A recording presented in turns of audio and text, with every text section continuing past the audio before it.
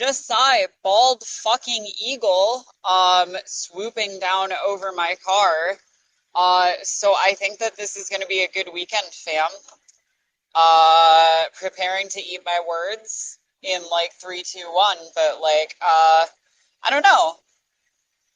I don't actually know if those are like typically good luck, but I feel like my mom told me that when I was a kid, that like seeing a bald eagle is a sign of good luck, so it probably comes from somewhere. But anyway, very large flying avian theropod dinosaur seems like a good way to kick off our weekend, regardless. Yep. Nothing else to report. See you in slightly less than soon, chef.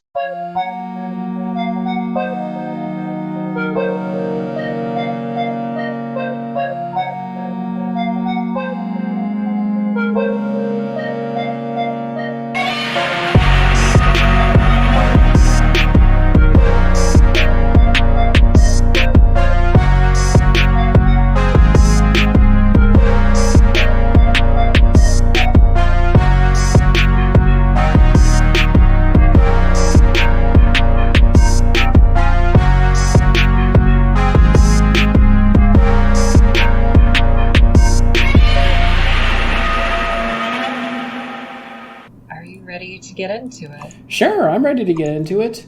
We went to MagicCon Chicago. Holy fuck, we went to MagicCon Chicago. Yeah. I can't believe it was already, I don't know, what's today? Wednesday? It was already over a week ago? It was already over a week ago. Yeah, it was like already over a week ago. I've had a whole weekend between now and then. Mm-hmm. It was really fun. And that's the podcast. And that's the podcast wrap. Yeah, thanks. MagicCon Chicago was fun. See you in a month, everyone. Yeah. Gosh. So much happened on that trip. Yeah. Where do you want to start? Well, like any good story, I think we should start at the beginning. And if you will allow me a moment to bemoan my experiences on that Thursday. Yeah, fam, that was Thursday. Chat.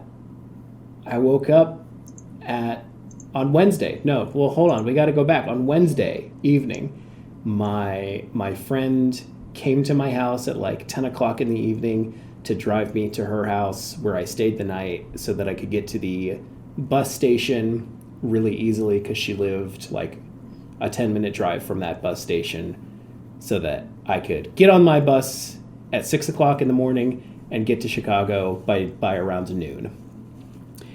And we arrived at the bus station and my bus was leaving on Friday morning.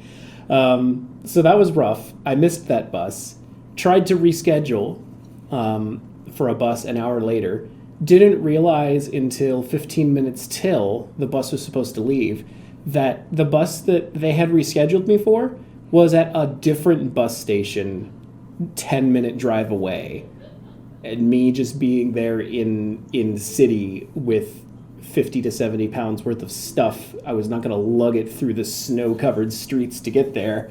And so I was just sitting there wondering, well, how the hell am I getting to Chicago? Because I've missed 2 buses, and I'm not getting refunded for those tickets.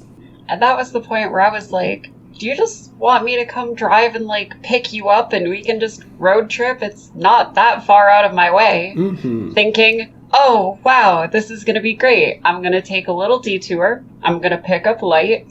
We're going to have a fun little bestie road trip where, maybe we can do like some road recording or, just have like a good time.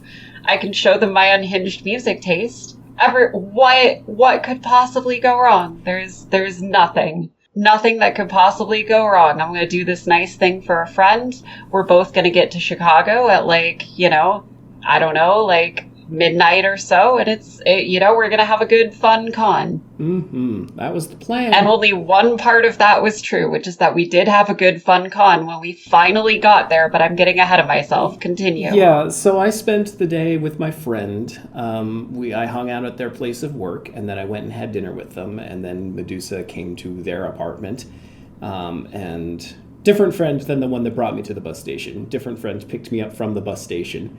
I remember calling them at like 9:30 in the morning, like, hey, I need help.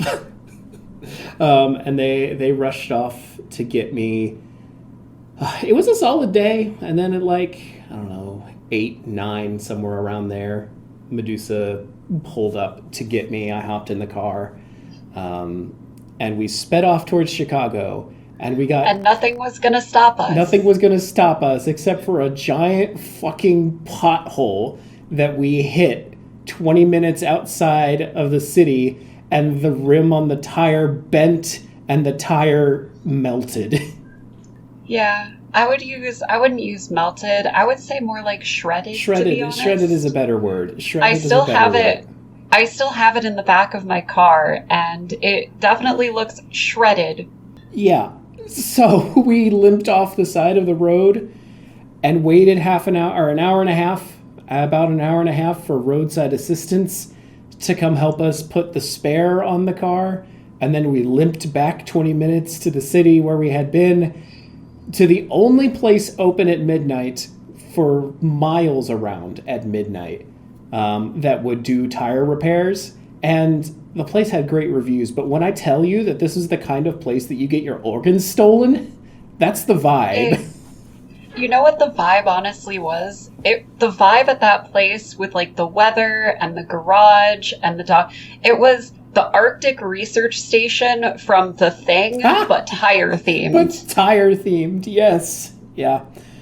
And so we limp into this place, and I don't think I missed the like pull in part at first.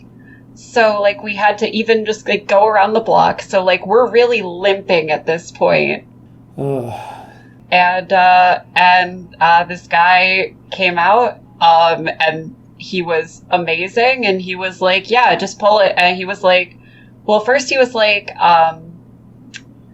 yeah, if the rim is like busted, if I don't have the right rim, like, you guys are kind of fucked. And I was like, okay, can you, like, just look at it, though, please?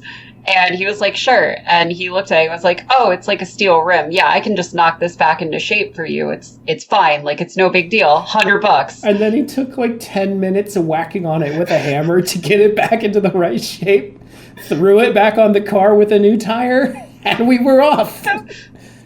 And it worked. Yeah. My car has been working fine, like, ever since. I can tell, like, it's a little bit bumpier than it was pre-pothole, but, like, nothing to the point where, like, it concerns me. Mm-hmm. And honestly, I think a lot of that is just psychic damage from that experience and being like, oh, I'm pretty sure that my tire is fine. Oh, no, my car is screeching now. There are sparks. Yep.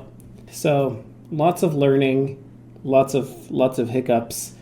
We go to Chicago. On the way, we learn how horrifying a wind farm looks like in the middle of the night. It's like very Evangelion coded, I would say. Yeah, because you pull up on the horizon as the lights are the windmills are starting to come into view, and it's just a couple red dots on the horizon, and then it's more red dots on the horizon, and then suddenly there are 150 red dots on the horizon. And they're all blinking in unison. In darkness. So they'll turn off like 30 seconds off, 30 seconds on, like, you know, like 50 to 100 just like red dots on the horizon will turn on in unison, and you're like, oh, bestie, we never left the house. We're still on Duskmorn. We got into Chicago at like 3:30. I think we were in bed at 4 at our Airbnb. I think it was more like 5 to be... No, you're right. It was like 4, 4:30 or so. Mm-hmm. And then we slept for like 5 hours and were off pretty quickly the following morning to MagicCon Friday. Yep. Everything after that was great. Yeah. It definitely like took a lingering toll on me. I had been really excited to like come and like, you know, be really outgoing and come up to people and talk to people and like, oh, I know all these like really cool people online and like all these like cool creators are having meet and greets and maybe I'll go to some and like maybe nope. None. I was like, if you don't say hi to me first, I am just gonna walk on by. I don't I don't care who you are. I do not have the energy to engage or like start that engagement. And luckily, again, getting a little bit ahead of myself, but luckily people either came up to me or were dragged over by you or several others. Like, here, this is my Medusa. Please meet them. Yeah, it was so nice. I guess that's a good time to say, like, I think, so this was my first MagicCon since, I guess this was my first MagicCon ever, but it was my first, like, big Magic event since SCG Columbus back in 2020, like, right before, like, literally, like, probably a week before the pandemic, if I'm, like, really thinking about it. And, yeah, it's changed for the better, honestly. I know if you were online, I think that maybe you would have the opposite impression, but at least for me, it was really nice to see people who were, visibly women, visibly queer, visibly not white. That was different and nice. It was nice not wandering around a con feeling, it was nice wandering around a con feeling like I was an exotic zoo animal because I was wearing a kigurumi that looked vaguely like Sealamgar instead of because I was like a woman at a Magic the Gathering event. Very, very different energies to that. Yeah. Oh, all these people are staring at me because I'm wearing a kigu that looks vaguely like Sealamgar and not because I'm the only woman in like a half-mile radius. Sometimes I worry that I take for granted the state of certain things with the Magic community as it is right now. I have some pretty significant criticisms of Wizards of the Coast and how they have handled diversity and inclusion, both in representing the game and in how they help foster community. In the past, in the present, I have different complaints. This is not exactly the place where I want to get into all of them. I think that there is a lot that has been done, regardless of those criticisms, to help create an environment that is welcoming to people who are not just cis white men. I think that is evident to me just in the people that I saw at Chicago. Yeah. And I think that, like, I will also say that, like, a lot of my, like, positive feelings about it, like, obviously there are a lot of problems that still exist and things that we could be doing better, and that definitely that Wizards could be doing better to foster, diversity and inclusion. But for me, it's almost like I'm a ghost from, like, the 1800s, and everyone else, here is like, oh yeah, like, Wizards is doing this, or like, this sucks, and this sucks, like, who have, like, been in the scene and, like, know a lot more than me from, like, the last 4 years. And I'm over here, like, a ghost from 2018 Magic scene, like, coming back in being like, you have women here now? Oh my god. So definitely I have some bias on the side of just, like, being able to see in, like, very stark contrast how much progress has actually been made. But, like, that is not to say that things are perfect or that there isn't a whole lot more that we can be doing, for sure. Yeah. Perspective. It's good to have perspective. Yeah. So, you didn't feel like the only women in the room. That's a great thing. Or the only queer person in the room. Or the only non-white person in the room. We were surrounded by a cast of particular characters almost all weekend. Yeah. So, what next? I mean, we played some Magic the Gathering, I would say. We did. We played, I think, less Magic the Gathering than either of us were expecting to. I played 8 games across the whole weekend, including games that were not Commander. Yeah, I was honestly, like, kind of surprised that we played games that weren't Commander. Every night at the con both nights, I shouldn't say every night, both nights, Friday and Saturday, we ended the day with just some wild fucking format. Friday, we did a unknown Brawl Cube, Mm-hmm. And Saturday, we did a party box, which I guess is like a UK, like more popular in the UK as a format. I think that, I want to say, is it? I'm not sure. I know like some prominent creator like kind of introduced the concept of it, but basically it's a cube that is a shared deck where it has non-magic cards and like Sharpie magic cards and some normal magic cards, but like also those.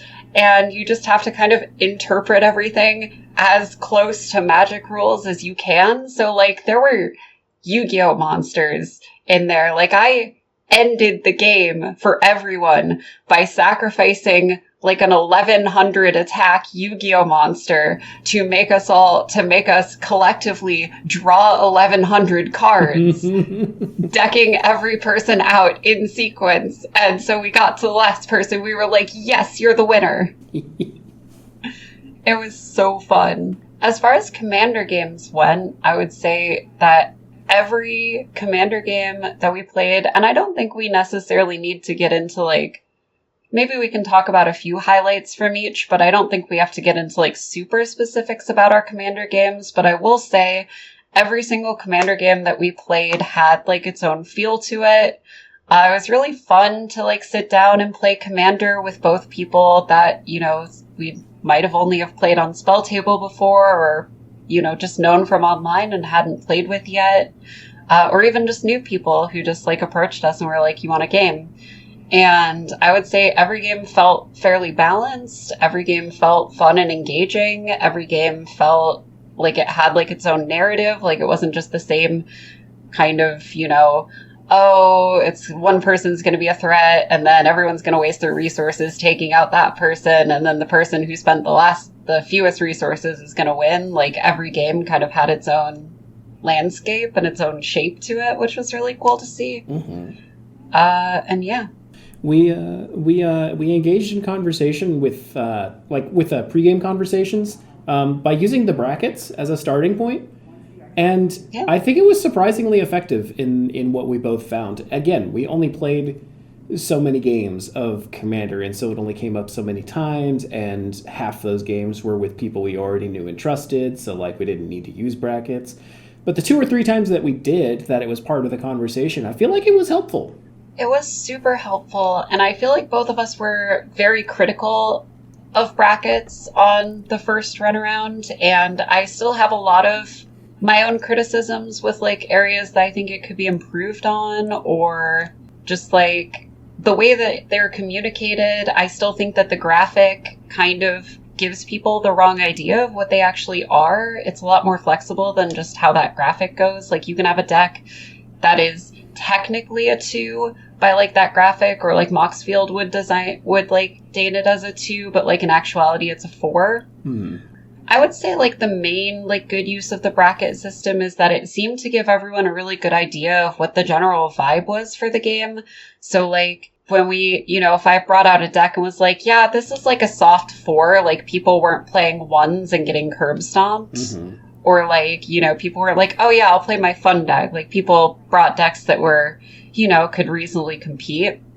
Or when I was like, oh yeah, like we're both playing like probably 2 or 3 range, like no one brought like anything that was like, you know, doing anything like, hey, I think like any of those like really bad beats EDH stories where it's stuff like, oh yeah, so this person played like a Dockside, and then, I mean, these are cards that are banned now, but like I feel like there are so many bad beats stories that basically just go, oh yeah, someone just had like 9 mana on turn 1 because their deck was just like turbo this and was like, you know, almost like basically just like a tier 5 CEDH deck, mm-hmm. and everyone else was playing precons. And I feel like the bracket system gives people a way to have that sort of thing not happen without sounding with like kind of, I guess, kind of like a blanket for just like the vibe of the game, and like keeping everything to kind of the general speed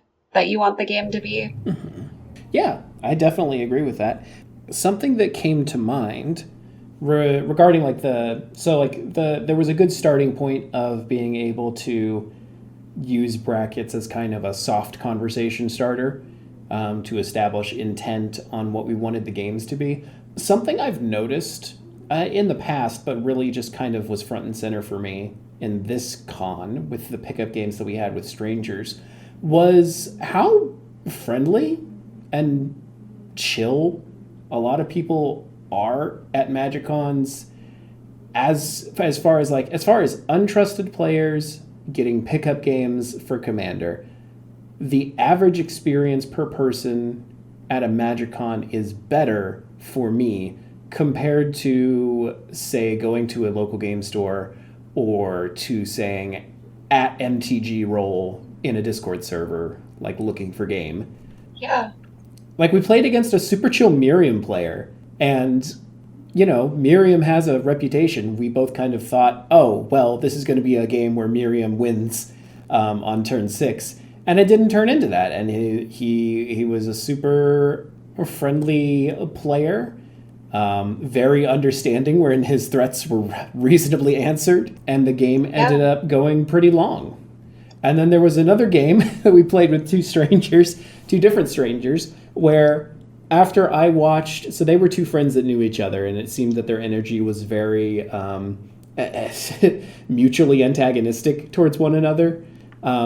One was playing the 0/3 Azorius Jellyfish commander, who's like toughness matters stuff. And after seeing that I forget if it was removed. It was removed in some way the first time. It was counterspell. You counterspelled it the first time. I counterspelled it the second time. And then I think the second time, I think someone else counterspelled it the first time. Yeah. The second time, you counterspelled it. Then the third time, the board got wiped. Yeah, so he's trying to play his 0/3 creature that lets him draw a couple cards. His friend counters it the first time. I think on the second time, you know what would be really funny? Is if it got countered a second time. And then on the third time it got removed, it was like it got cast, and then almost immediately after there was a board wipe. And the absolute hysterics around the table to that poor jellyfish dying over and over again was so funny. Yeah. Everyone definitely took it in stride. I don't think that I experienced any single moment of salt across any of my games. Certainly nothing genuine, and honestly even not a lot of the I guess kind of fake salt that a lot of people throw sometimes. Everyone just seemed really happy to be there. I think, if you're paying money for a hotel and driving to Chicago, even if you live in Chicago, paying money for a badge, walking around a con floor all day, picking out which decks to bring, I don't think that people really show up in a bad mood to a MagicCon. And I think that people show up I don't know, I feel for me, I'm not generally a very salty person. Sometimes I can be, depending on the day, depending on what's going on, but generally I'm not. But even for me at the MagicCon, I definitely felt there was this kind of I don't want to say pressure, because it wasn't uncomfortable, but this I'm here to have fun. I'm gonna have fun. I'm gonna make the most of it. It doesn't matter if the game's, it doesn't really matter if I don't win the games, or if all my stuff gets countered. I'm here to have fun, so let's just make this fun. And I feel that was just the attitude that everyone that we played with anyway seemed to have. I think most people were just happy to be there. Mm-hmm. Absolutely. Just happy to be there. Happy to be playing Magic the Gathering with other people who are excited to be there and excited to be playing Magic the Gathering. Oh my goodness, it's almost like the Magic is the Gathering. Roll credits. Yeah. Roll credits. I do I really liked this con. I'm no stranger to cons. I go to a lot of anime cons, and I feel anime cons, for one, tend to be a little bit more party centric, but also it doesn't feel it's everyone's there because they like anime, but anime, that's saying that everyone's at something because they read books. There are a lot of different types of anime and a lot of different ways that people enjoy anime.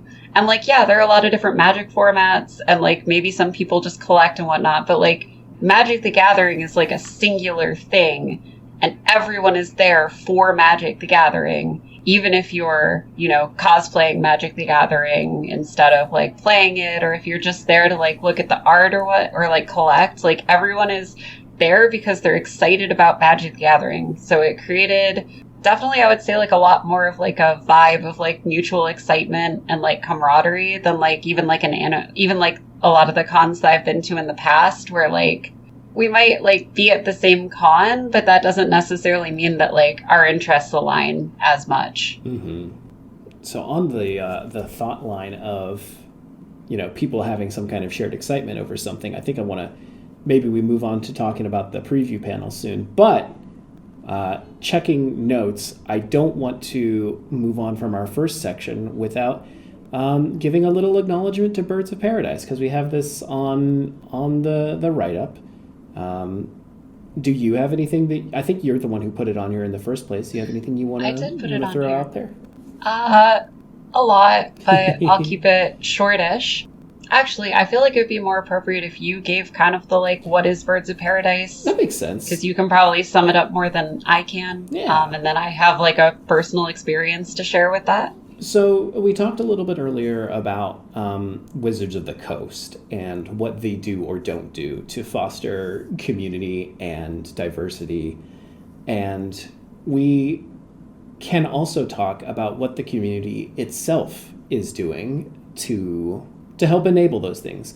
Birds of Paradise is an organization that I'm a part of. I don't know if I could say organization. I think it's a group. Currently a group, soon to be an organization, asterisk, question mark.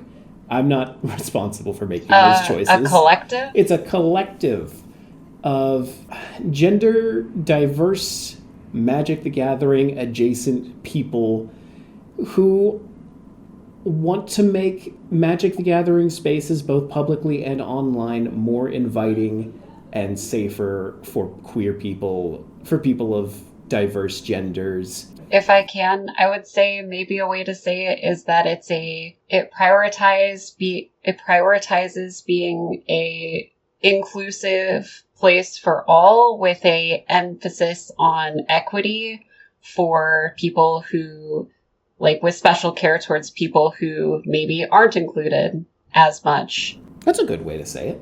And they had a presence at MagicCon. A number of our team members were there. And on Saturday, we had a good chunk of time, 6-8 hours or something like that, in the Creator Central space where people could come in. There was a little bit of free play going on, but also Birds members were throughout the day. We had a bunch of packs that we were distributing to people and teaching them how to play Pai-Gow in Magic, which is a fun one-on-one format, the rules of which you can look up online if you just Google like PAIGOW Magic the Gathering. You should be able to find it pretty easily. And then just giving the packs to people after teaching them how to play. It's like, hey, here's a fun little format. Here's some cards. Go have fun. Yeah, I spent a lot of time in that creator space. It was really, really cool. I think like some of it was like pretty like personally cool to me in ways that maybe I don't want to necessarily get into on the podcast. But like in general, it was just really nice to have that space. Again, going back to my previous experiences with Magic, being able to like sit at a table and like feel like I was not the like kind of like sore thumb like sticking out was really cool. And then I don't know, I just felt like very welcome in that space. I got my Birds of Paradise signed. I trampolined on people with your Zakama deck towards the end of the day. That did happen. I was so happy. Yeah, it was just... Yeah, I guess it was just really nice to see, because specifically just going back to... I've always loved going... Like, I loved going to the Magic events that I went to pre-pandemic, but to have space where I wasn't just tolerated, or where I wasn't just kind of there, but like I was like, I don't know, like included, I guess is the word, like was really nice and cool. Mm-hmm. The one of the Birds of Paradise taglines is, "You can sit with us." The extended implication is, "and we want you to." Yeah. Funny enough, also, while I was at that table, there was on like the other like third of the table, there was a like custom cube, like a custom Pikmin cube being set up and run. And someone sits down next to me, and he's like, "Hey, like I don't want to be rude, but like I think I might be in your Discord." And I was like, "Oh my god, that's so cool." And he is.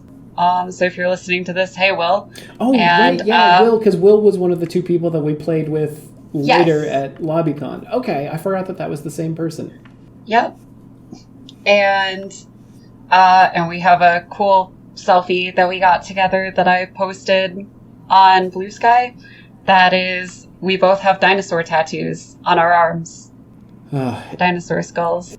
It's so cool. It gave me extra motivation to seeing that picture to like, well, I also saw it in person, but like just, I don't have a dinosaur skull tattoo yet, and I want one, and I need one. You definitely need to get one. Mm-hmm. It'll probably be my first like big tattoo. Yeah. Did I tell you that I actually drew one of the references for my Allosaur tattoo? You didn't. That doesn't surprise me, but you didn't tell me that. Yeah. For the tattoo itself, I gave them the picture that I had drawn about 8 years ago when I had first come up with the idea for that tattoo, and I also gave them the like paleo art skull, like scientific sketch of the skull that I had based it off of. So they kind of merged the two, and it's like it's so cool. That is so cool. I love that a lot. But yeah. Anyway, preview panel. Preview panel. So Tarkir was the name of the game for most of the preview panel. Yay! But at the dragons.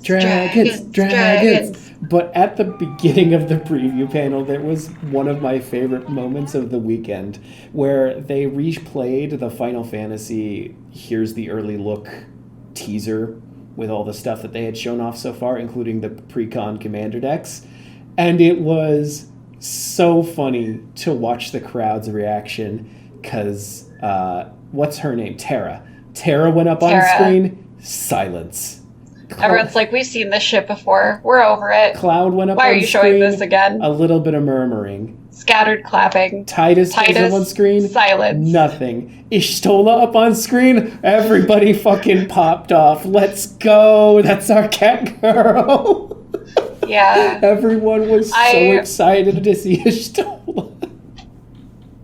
I get it, because, like, even if you don't play the game, like, everyone's gonna clap for cat girls. You are not immune to cat girl propaganda. Nope.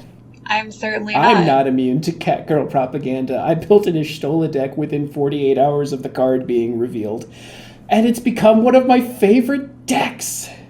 That deck is really gross, as someone who got a chance to play with it. So, funny moment. Tarkir, we're back. The old Dragon Lords have been bullied, shoved into a trash can, and kicked back into the Dragon Storm. But where did they go? I don't know. That's not clear. Where did they go? It's not clear to me. I don't think they're dead. I wish it was clearer to me. It's not clear currently what happened to the old Dragon Lords, but they're not here. It's the opposite of somehow Palpatine returned. Somehow the old Dragon Lords were defeated. Yeah. Well, to be fair on their part, it's not somehow. They do tell us how. Mm-hmm. We have 5 new cons of the clans, and we have 5 new spirit dragons with color alignments to match the clans who are the allies of those clans. So cool. We also have a ton of dragons in theory right now. We haven't seen any of the cards, but like in theory, dragons, new spirit dragons that are wild on the plane. And it seems, my understanding currently is that there are still members of the old broods that are wild dragons on the plains, or at least scattered.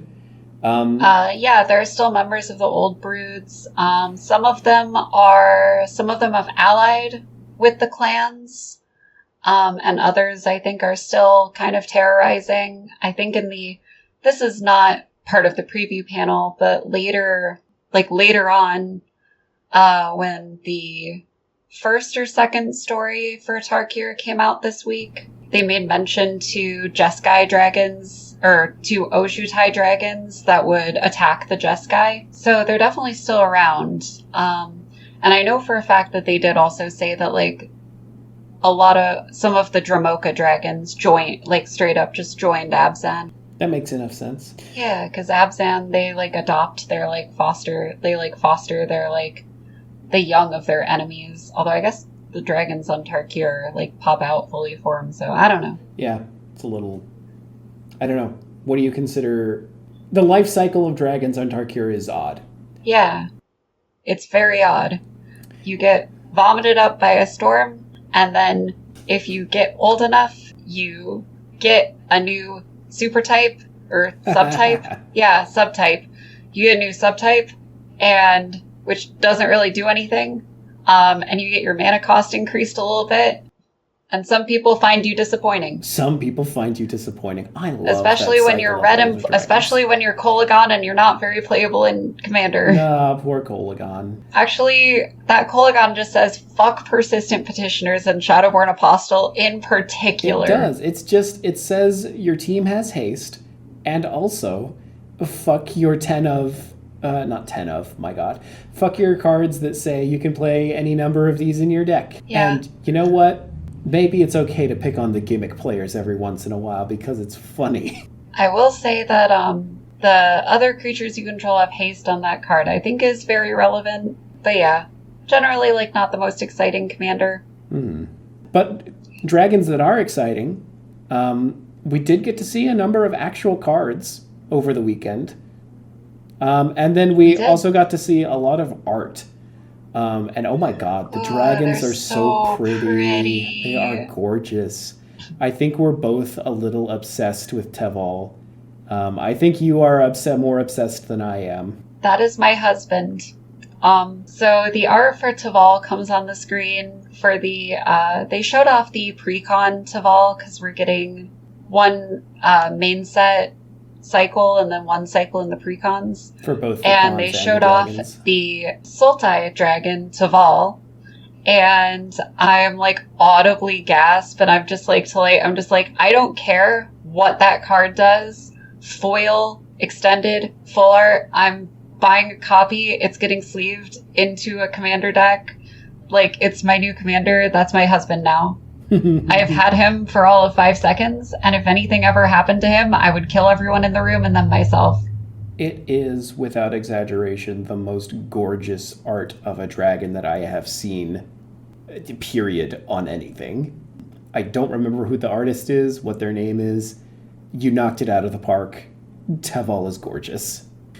We got to see a couple other cards. So we got Precon Teval, which neither of us are like particularly, I think, plussed with. I mean, if I thought that I could get away with brewing a deck around him where the goal is to just make a bunch of zombie druids and then tap them like 5 at a time to steal each player's lands, I would do it. But I think that I would be tarred, feathered, and burned. By me. I would lead the charge. By specifically Light, but also probably anyone else that I played with.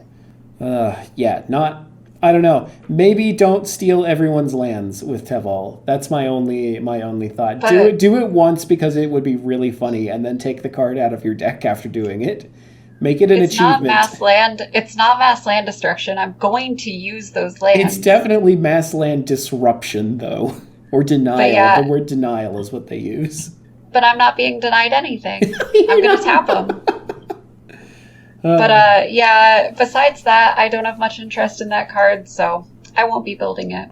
There was Shiko, which I liked the way you put this. Both of us kind of like Shiko, but maybe just as a friend. I think the thing that drew me to Shiko is that Cole from the Heroes Blade Vibe Check has a Annie-Flash Curses deck. Mm-hmm. And I realized that Shiko is pretty similar to Annie-Flash in like what it does, and that you could probably just straight up build a very similar deck to that, but in Jeskai. Mm-hmm. And the idea of like can I copy your homework? Okay, but make it look different enough that we don't get caught, like, kind of amused me a little bit. Mm-hmm.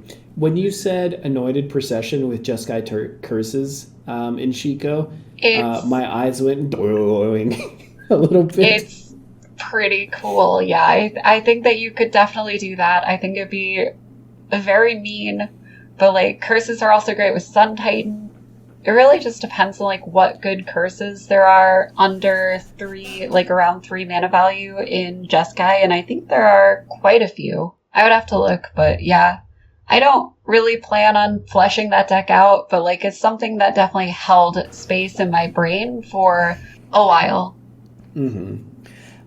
Look at us not telling our listeners what the magic cards do. Shiko is a 5 mana Jeskai 4/5 dragon, spirit dragon with flying and vigilance, and just says whenever it enters the battlefield, you may exile a non-land card from your graveyard with converted mana cost 3 or less, copy it, cast the copy. So it just Vadrock but different. Yeah, Shiko is like several layers deep of can I copy your homework? Yes, yeah. She is, in fact, the Dragon Lord of copying people's homework, or just doing homework. The Dragon Lord of doing homework makes me want to build a deck called Shiko Does Their Homework, or make some kind of pun along those lines, and then just put a bunch of lessons in it. And and unfortunately for her, she will never be loved by Narset, apparently. Right. God, that was so interesting. Narset is still hung up over her abusive sugar daddy. Yep. It's okay, queen. Still hung up about her problematic fave. Yeah. To be honest, slightly hot take. Everyone is talking about how, like, Narset, especially in the stories that they've released, is, like, really, really good, like, especially autistic, but, like, just neurodivergent representation. And I will say that I felt the most seen by the fact that she can't get over Ojutai. It's like, yes, I'm also not always able to think nuanced about people that I really, really like that I know are bad for me. Let's go, queen. Let's Give go. us nothing. Her situationship with Ojutai. Mm-hmm. But maybe she'll rebound on Elspeth. Maybe she'll rebound on Elspeth. Who also seems like... Elspeth does indeed also seem like a queen who gives nothing. She's doing her best. It's not every day you get catapulted into being a higher being and unable to square that away with your previous experience as a mortal who hated the gods. She essentially just straight up lost her free will. Yeah. Which, like, I want them to touch on more. Like, I do appreciate that they have touched on it a bit, but I do want them to touch more on the fact of, like, in the story, the most recent story, Elspeth is very specifically, like, her inner process is described as she knows she is compelled to do the right thing at all times. Mm-hmm. And there's so many places that you could go with that. But I think we're getting way off topic. Maybe just a little bit. So, hey, Ding a Dragon. We also got to see Betor. What is his epitaph? What's Betor's epitaph? Good question. Betor. You built him. I did build him. Here he is. Betor, he Ancestor's kicked my ass voice. the other night. He did do that the other night, not without extreme struggle to do so. He did not have an easy win, I do not believe. He did not. But I did. I'm actually still surprised you pulled that one out, to be honest. I thought that Cole had me. I thought that there was no way Cole didn't have enough value to just slam dunk just like a ton of game actions in my face, and that I would not be able to do anything about it. But then he's just like, no, I think you got me. I don't think I can keep up with your 1/3/5 dragon. I mean, in his defense, I had like 40 life. Yeah. Something a little less than that. I think it was like something in the high 20s by the time he had attacked me. But yeah. Regardless, Betor, Ancestor's Voice, 2 white, black, green, 3/5, flying lifelink. And then one long triggered ability. This is all one effect, remember. At the beginning of your end step, put a number of +1/+1 counters on up to one target creature you control equal to the amount of life you gained this turn. Return up to one target creature card with mana value less than or equal to the amount of life you lost this turn from your graveyard to the battlefield. So he wants you to gain life to put counters on your stuff, and he wants you to lose life so that you can reanimate your stuff. The fact that he doesn't say finality counter on this card is incredible to me. And I think there are a lot of easy directions to take this deck. There are a lot of very powerful life gain and life loss spells that I think would be really easy defaults to put into him, and you could create a really powerful life equilibrium deck without too much effort. I didn't want to do that. And so I built Betor. I stole jet fuel from Spirit Airlines and I'm using it to deep fry my rice. This is Spirit Kindred. It's not just Spirit Kindred. It's old Kamigawa Spirit Kindred. We are playing enough arcane spells for Splice onto Arcane to matter. We're playing a bunch of creatures that say whenever you cast a spirit or an arcane spell, do this. We're playing Soul Shift. Goodness. This deck is a synergistic dumpster fire, I think is a good way to describe it. Yeah, that's about how I felt getting beaten by it. It really felt like you were just kind of like flinging trash at me. Just like, here's the flaming McDonald's bag. Dodge a like already shattered beer bottle. And this deck doesn't have an easy time winning the game, to be honest, outside of just hitting you with some flying creatures.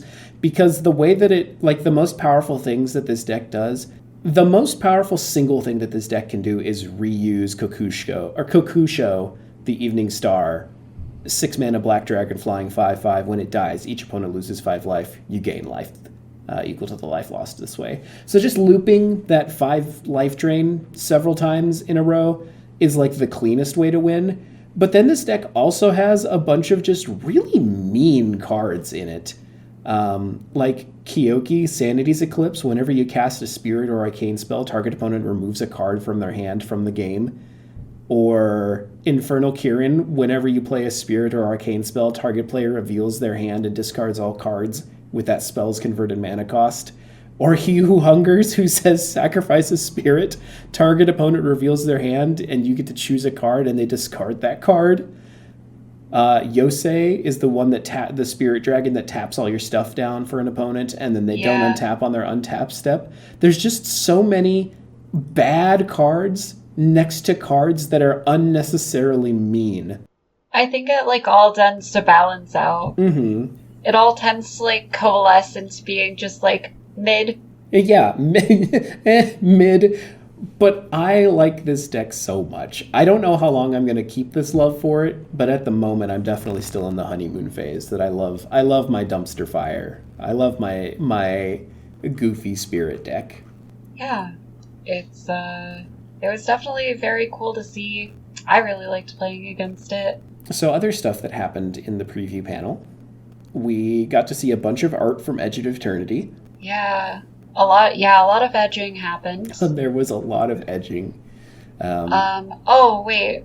1 second. Before we leave Tarkir, can we talk about how fucked up it was that they didn't give us any teamer cards? They didn't give us any teamer cards. They gave us some art, but they didn't give us any of the cards. And the snow... Yes, queen! Give us nothing!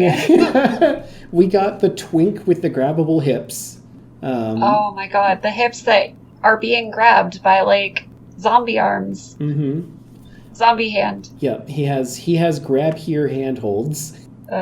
And then the part of me that like loves reading like A Court of Thorns and Roses is so enamored by that guy. Real. He is like how I picture some of the characters in that book with like his flower crown and his he's great. Yeah. I love him. And then we also got to see the dragon, like the art of the dragon, which I also love. I love all 5 of the dragons based on their looks. The Mardu one looks like a giant Rathalos. Oh yeah, the Mardu one definitely looks like it looks like if you like Pokemon evolutioned a Rathalos into like an elder dragon, like a true elder dragon from Monster Hunter. Yeah, that's the line. That's the natural Like progression. Rathalos, but give him an extra pair of limbs and cool effects. Mm-hmm. And then we also got to see the art for the Temur dragon, which is basically like a giant bear dragon, which fucking rocks. I like how I really hope that we get the progression of we got Surrak punching a bear, and I think we got Surrak punching a dragon, if I'm not mistaken. Mm-hmm. Or we got like someone punching a dragon. Maybe we got a dragon punching a dragon or a bear punching a dragon. I don't remember. And now I'm looking at Ureni, and Ureni, they have big wompin arms right there. So I'm really hoping that we get art of them punching another dragon. Mm-hmm. I need the progression. We need the punching power scaling on Tarkir. Yeah. But yeah, he's just a bit, or they're just a bit, I think they're they, them, if I'm going by the context of like some of the stories that we've gotten. Mm-hmm. They are just a very big polar bear dragon. And God, keep coming back to the art. Something they nailed, all of the artists for these nailed so well, was scale. These dragons look enormous. And that's not something that always comes across well in art of large monsters. It's really not, and they all, like, without fail, they all look like raid bosses. They do, they all look like raid bosses. I would say if I have one criticism, I don't think that, well, not really criticism, I don't think that Shiko comes across quite as much in size. I think that's also, fair. I love the art on Shiko, because she's just got these, like, beautiful trailing wings that are meant to be, they kind of trail off into, like, scrolls that are meant to represent, like, the Jeskai pursuit of knowledge. Mm-hmm. Now I'm thinking of Narset refusing to give Shiko the love that... Why? That is She's deserved. such a good girl. She looks like a big grumpy turtle. I didn't ask to be born, Mom. Okay. So, Edging of Eternity. Yeah. It was cool. Yeah, I think that's a great sum up of it. It was cool. And I don't mean that in a dismissive way. I do genuinely think that everything we got to see of Edge of Eternity was cool. A lot of it was art for lands, which, awesome. I'm glad that they're taking hints from the Unfinity response. Like, everyone loved the lands in that set. They directly mentioned that in the panel, too, of, like, that they were trying to do that again because of how much everyone just adores those lands. Mm-hmm. So lots of very evocative, colorful, gorgeous art. I like probably a forest. It's probably a forest. Probably a forest. That has the, like, long neck tree creatures among the trees on it. And it seems like they're doing a really good job of, like, what is a space fantasy in Magic the Gathering? And it seems, I mean, they talked about how that was their intent, right? Taking a lot of intentionality and effort into making sure that it feels like a Magic world. When we're in an environment with the game and the story where a lot of people are getting really fed up with Universes Beyond, it's nice to see them say flat out, hey, this is a Magic world, and we've taken a lot of effort to make sure that even though this is a thing that Magic doesn't really do, go to space, we're making sure you feel like Spider-Man. You feel like it's a Magic the Gathering set. Yeah, and I think they also mentioned, like, trying to make an attempt to make it feel very genuine as a response to the criticism of a lot of Magic sets currently feel like, oh, look at this. We took Elspeth and we put a cowboy hat on her, and now she's cowboy. Oh, look at me, Morty. I'm cowboy Elspeth. And we're going to put her on a cowboy plane. And, like, oh, yeah, cool. So now we're just seeing the same, like, different characters, but now they're cowboys, and now they're noir investigators. Now they're noir investigators, where it doesn't really make sense for them to be. Why are we not doing this, guys? Why are we not doing this on Innistrad? Why are we not doing this, like, somewhere else? Why Ravnica? Why are we not doing this on New Capenna? Yeah. So I'm excited about Edge of Eternity. I think it looks Yeah, cool. me too. I'm excited to see what Indominus Rex playables come out of it, as I am with every set. The angel Oh art my that they god, showed the off for it angel. sold Oh. me. And like the big, like, I am gonna go out on a limb actually and say they showed off this big elemental that is eating a planet. I think Lord of Extinction reprint. That would be cool. That's my call. Okay. It might be something new, but like, I'm gonna call Lord of Extinction reprint. And I love Lord of Extinction. I will not be disappointed if that's what it is. Mm-hmm. Do I have a called shot for Edge of Eternity? I don't know that I do. I can't think of anything specific. Sci-fi is not usually my thing, so I don't have my finger on the pulse of like what kind of references. It's basically Star Wars for me. Yeah. That's my. I that's think my we'll only definitely touch. get. I think we'll definitely get like a Parhelion-esque vehicle, or like a Parhelion-esque, like Parhelion in space type deal of like not like Parhelion, not like things in hats like Parhelion itself, but like, you know, the general vibe of like this really big vehicle that is, you know, like a big spaceship. I mean, they showed off a big spaceship and we're like, yeah, all those like little dots, those are little spaceships. Right, yeah, no, those aren't particle effects. Those are small spaceships in comparison to this And we just went, massive juggernaut. Ooh, Star Destroyer. Star Destroyer, yeah. And then moving right along, we got confirmation that the last set of the year is Avatar: The Last Airbender. Yeah. I don't know what to say about that. I Thumbs up. think that a lot of people are really excited about it. I love Avatar: The Last Airbender. I don't think that was like a franchise that I personally felt like this huge burning need to play in Magic. Mm-hmm. But like, I'm curious to see what they do with it. And like, I think it being so far away is also kind of tempering a lot of my like potential excitement for it. Like, we literally just got the Planeswalker logo with all the like Avatar elements swirling around it. That's all we got. Yeah. So like, I think a lot of people were like, woo, over like the IP alone. I'm like, I don't know. Show me some cards. Show me some mechanics. Cards, yeah. Show me what your like bending mechanic looks like. Mm-hmm. Show me how the different nations are put into the color pie. Mm-hmm. Like, then maybe I'll start to get excited about it. But like, it's just too far off.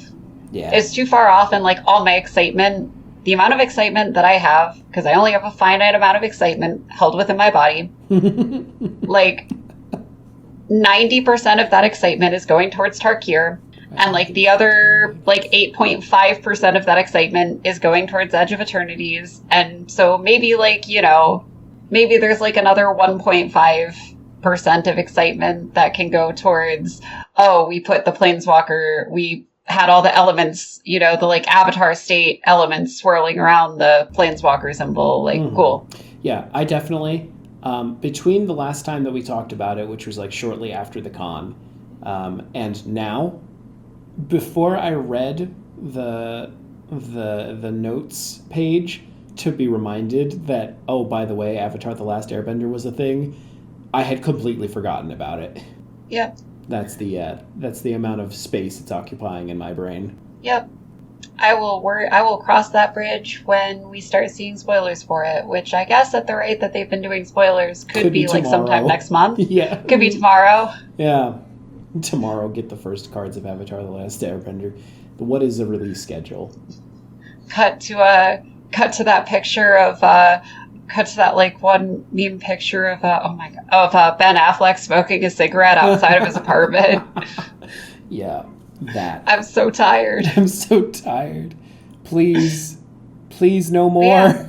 I'm so hyped. I've already forgotten about Aether Drift. What Aether Drift didn't happen. Yeah, I hate that I've we still have like an about entire Aether Drift. episode that we're going to be releasing after this one about Aether Drift, and I'm just like, yeah, cool. I don't remember anything I said in that episode because dragons. I remember that we talked about the Aetherspark, but that's the most. Oh yeah. majority of it. Oh yeah. We got to see the Aetherspark in play at MagicCon Chicago, and Yeah. it seemed really good. Yeah, I swapped Luxior for the Aetherspark out of the deck, and Aetherspark just feels so much better as an equipment to throw on the Indominus, because the card says -5, draw 2 cards, or -10, make 10 mana, or -7, make 10 mana. It's one of those two. I think it's -10, make 10 mana of one color. And since Indominus usually has some kind of protection and like 2 or 3 offensive keywords, people don't remove it and people don't block it, and so I'm always hitting for 6 or 7 damage per turn, which means that what Indominus Rex previously was, I think I've talked about it before, the deck's design is to produce a scary 6/6, but after I've produced the scary 6/6, I just hit you every turn with the 6/6 until somebody kills her. Her main goal is to take creatures that are in my hand and put them in the graveyard and then draw replacement cards so that I can reanimate those cards that went into the graveyard. That's the real strategy of Indominus, is that self-wheel of getting a new hand and then putting my scary creatures in the graveyard. The fact that Indominus Rex is now on the battlefield and everyone's scared of her, less than important to me. The Aetherspark alone turns her from just a 7 damage every turn beater to a 7 damage beater that also says every other turn I draw 2 cards or get to 10 mana. Yeah, I mean, you've already put so many keywords on her. She deserves a few activated abilities as well. She deserves to be a planeswalker. We can have a few activated abilities As a treat. It's like, oh my god, Henry Wu, what the fuck did you put in this lizard? What did you put in this goddamn lizard? Well, we put an artificial planeswalker's bar. Oh wait, no, I made this joke. I made this joke on the episode that we were going to be. I already made this joke. It's too good. Well, you see, we put a planeswalker spark, an artificial planeswalker spark in her to help her adapt to the Costa Rican climate. Yeah, sure, Dr. Wu. So, as far as Chicago goes as a whole, it feels like after the disaster that was Thursday, we got up Friday, and I've used this analogy a couple of times. It feels like I stepped on one of those accelerated walkways at an airport, and I was just stuck on that all weekend. Everything moved so fast. And with conventions, the conventional wisdom is you can't do everything, you can't see everything. So just prioritize the things that you want in the moment to do. And yeah, that is true. But oh my god, it feels like there was not many moments where we just got to sit and rest. There definitely were not. I think part of that was that we were definitely both, moving, maybe a few steps behind where we wanted to be because of the energy that we had to put into fixing my fucking car. Mm-hmm. And then I think that after we got there and for me it was new. So I think I definitely have a better idea of how I want to approach things next time. And it definitely did feel oh, I'm finally getting the hang of this. Oh, it's over. Yeah. We also just flat out skipped a day of the con. We did. We did decide that we were going to skip a day of the con because... We decided that well in advance. Yeah, we did. Because we both decided that we wanted to go to the Field Museum on Sunday together to see Sue. Definitely do not regret that decision. Sue is fantastic. Go see her. I know I did see, it made me happy to see that there were I saw a few other Magic accounts posting that they went and saw Sue. Mm-hmm. Obviously we're her favorites, but everyone else I'm glad you showed up to. Yeah. Yeah. I like going to the Field Museum to see Sue every opportunity I can when I go to Chicago because, I don't know, you may know this, you may not. I like dinosaurs. Yeah. And I really wanted to go see Sue with one of my best friends who also happens to like dinosaurs. And sometimes you just gotta go back and see Sue and be like, damn, they thick. They thick. God, what a massive creature. Yeah. But that's not the only cool Sue-related news, is it? I don't know. Is it? What are you alluding to? What am I forgetting? Are you actually forgetting? There is something else besides just us that ties Sue with MagicCon Chicago. Oh God, yeah, there's a Magic card that's Sue. Oh, I cannot believe I'm not letting you live down that you forgot about this. I have been sick for a week. Leave me alone. There is. You were so excited about this. I was so excited, and now that I remember that it exists, I have been reignited in that excitement. Sue Heck got yeah. a magic card. They're in Gavin's Unknown event. It's Sue. Oh no, I don't remember the tagline of this creature either. But it's a technically, if I can actually for a second, it's their second magic card. Because the card Rotting Regisaur was inspired by Sue. Oh, I actually didn't know that. Sue, come on. Can you... No, how... Set. Unknown? Nope. All right. Scryfall. Unknown cards. There we go. Unknown event. Cool. One type dinosaur where... No, not that one. Sue, Everlasting Dinosaur, is 3 red, green, white, so 6 mana for a 7/6 with trample, legendary creature dinosaur. Each creature card in your graveyard has Fossilize. Its Fossilize cost is equal to its mana cost -2, and has Fossilize for red, green, and white. Fossilize is a mechanic that says return this card from your graveyard to the battlefield with a finality counter on it. It is an artifact and not a creature. That's so fucking cool.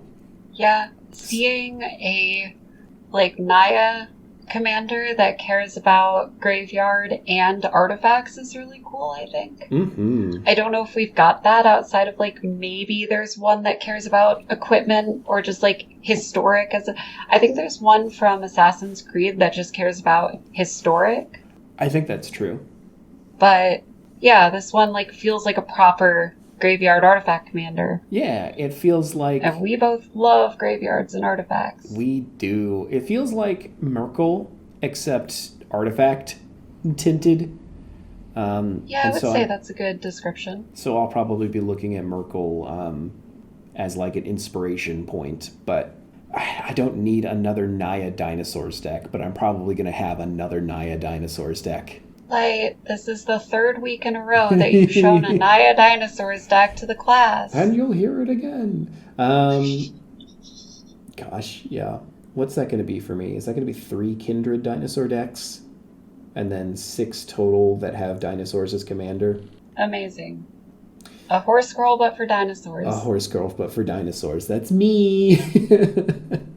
We went to the Field Museum, we saw Sue, we meandered about and saw other things. Lots of taxidermized stuff. Yeah. Jumping back to the con a bit, I think that something I alluded to earlier with people but didn't actually talk about was that people knew who we were, and that was really cool, actually. Yeah. So we had an experience on Friday. I think I'm going to let you take the lead on that. This was was this before or after the preview panel? It was before. It was before, so this is probably the first thing that we did at the con. I think it was the first the scheduled thing that we did at the con. And it was a panel about being a creator of marginalized identity in the Magic space. And it was a great panel lineup, and we were going up to talk to them after the panel was over because Light knew some of them and I knew some of them from just interactions on Blue Sky and whatnot. And someone came up to us and was like, "Hey, are you Medusa? I love the podcast. Can you sign my deck box?" And I don't know.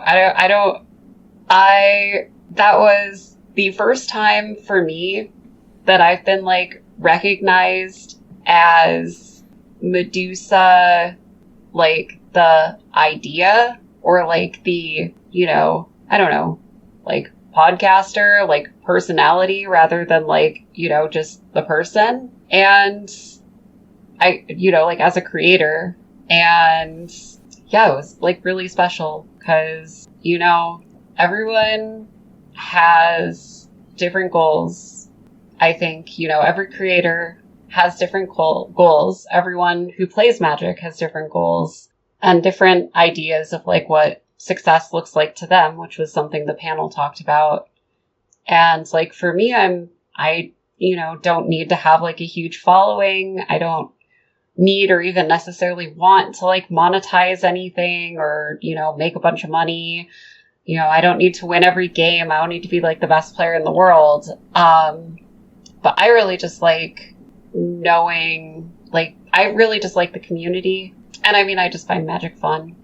Why I like doing podcasts, like doing a podcast, and why I put all my inane little like Magic thoughts out on Blue Sky is because it's so cool to interact with people and see, oh, like this person, it's so cool to like when you introduce cards that people haven't seen before, or when someone tells you about like a card or like recommends a card that you've never seen before. And I think that like it's so important for us as creators and for us as hobbyists and for us as people existing in a shared space and a shared community to receive validation that other people outside of ourselves see the dream and believe in the dream. And having someone come up to me at like clearly nervous and, like engage with me as the co-host of this podcast was like such an important moment to me, because that was like the most concrete, like visceral, I don't know, visceral is not quite the right word, but like the most like concrete, easiest to internalize experience of we like have something that other people vibe with and other people see the vision, like other people get the vision. And it was just like so validating and so heartwarming and so awesome. Yeah. There is a difference, there's a stark difference between somebody who wants the spotlight and somebody who just wants to be told that other people care about the things that they are creating. And I think that's definitely, that latter one is definitely more so what we fall into, what this experience, what this feeling that you're describing falls into. It feels good to have people say, I care, and this thing that you made meant something to me, to the point where, in this specific instance, I pushed myself out of my comfort zone to come and tell you. Yeah. That's very special and very important. And I agree that we, as creators, do need people like that to tell us that they care.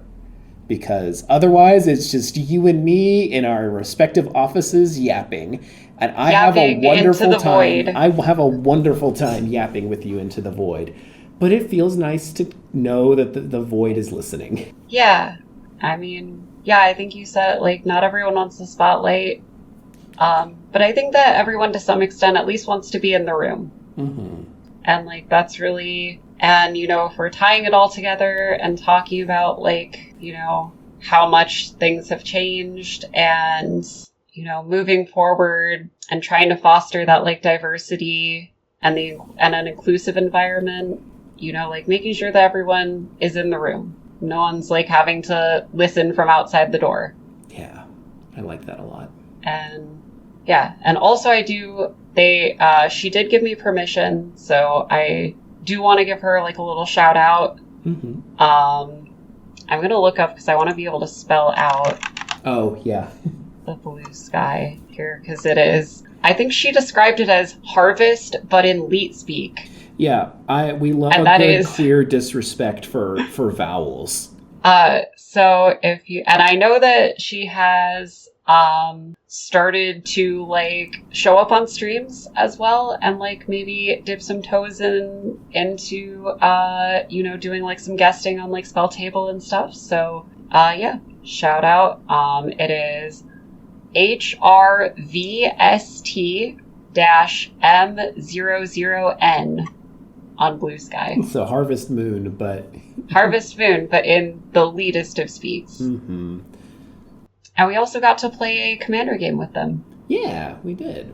That was a lot Tiny of fun. Bones steals all your stuff. Oh, yeah, that's right. They played a pilot deck. And we it was were a like... pilot deck extended into a commander deck, I think, question mark? I think Yeah, it was a 100-card pilot it was. deck. It was very funny because they were like, yeah, this is my 1-drop commander deck, pilot deck. And we were like, okay, that's cool. And then she went Tiny Bones, Commander's Plate. And we were like, okay, less cool. Fear. What? Yeah, I have fear. no fear. Tiny Bones in a Commander's fear. Plate. 1 fear. Get this boy a suit of armor. But yeah. Harvest, I hope you're listening, and I know I already, talked to you over DMs a little bit, but yeah, that meant something to me, so thank you. A little pivot off, tangential mention to this idea of like firsts and getting acknowledgement that people are listening and care. We got a comment on Spotify. Our first comment: party poppers, explosions, fireworks, uncharismatic bard. This was 23 days ago. I'm so sorry that I forgot to bring it up and we're like added into the second episode as an edit. But they commented on our bite-sized episode 1 and said, "This is hilarious. Glad y'all decided to share it. Recently built my partner a Zeatora deck, and I will definitely be picturing her turning creatures upside down for coins. So Medusa, congratulations. Your legacy has influenced at least one person." I think that I may need to commission someone to do an 8-bit GIF of an 8-bit Zeatora grabbing someone, shaking them out for coins, and then tossing them. Mm-hmm. I think that would be amazing. I think that's going to be a reference that sticks with us for a while. Yeah. She's just Bowser. She's just Bowser. Okay. But better because she's I mean, pardon? No, you're so real for that. Jay, dragons can't be fuckable. They're non-humanoid creatures. If it's sentient and consenting, it's fuckable. Yeah. Okay. Well, maybe not in the same sense, but we have a pre-planned segment awaiting. Yeah, speaking of monster fucking. Welcome to Monster of the Week. We're probably going to do this a few more times in the future. But we just want to shout out a monster that's been on our mind. Medusa, this was your idea. Would you like to start us? Sure. So, again, speaking of dragons and copulation, my monster of the week is Dragon Broodmother. I have been on a bit of a kick lately.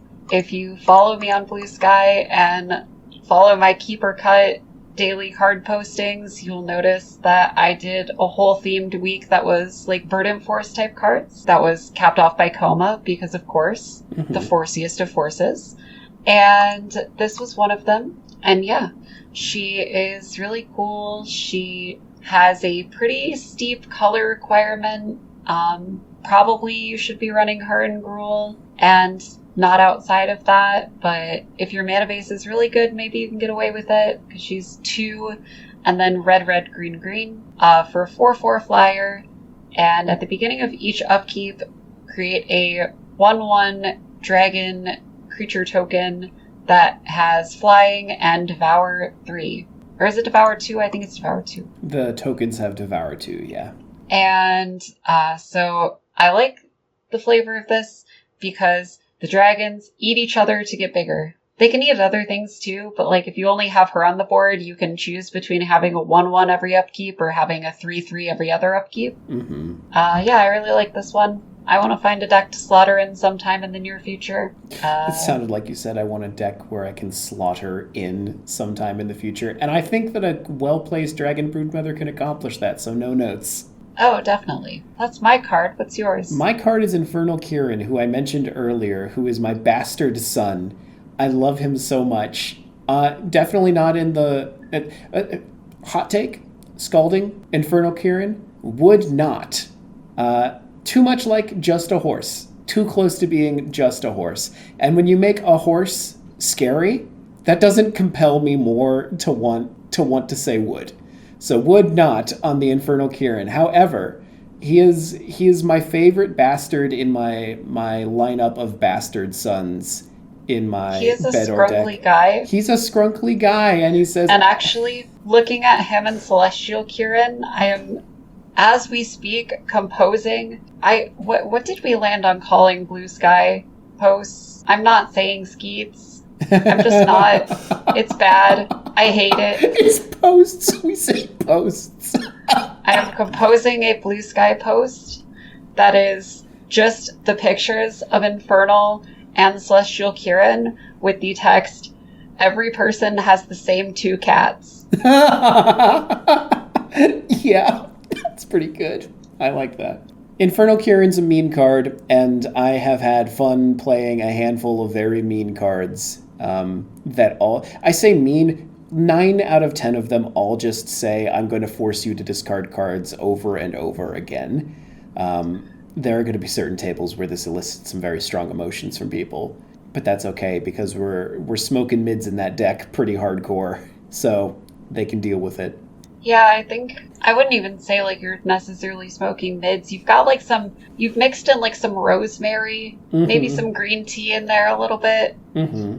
It's bespoke gas station food. Yeah. We took something home from the gas station and then we doctored it up just a little bit to give it some extra flavor.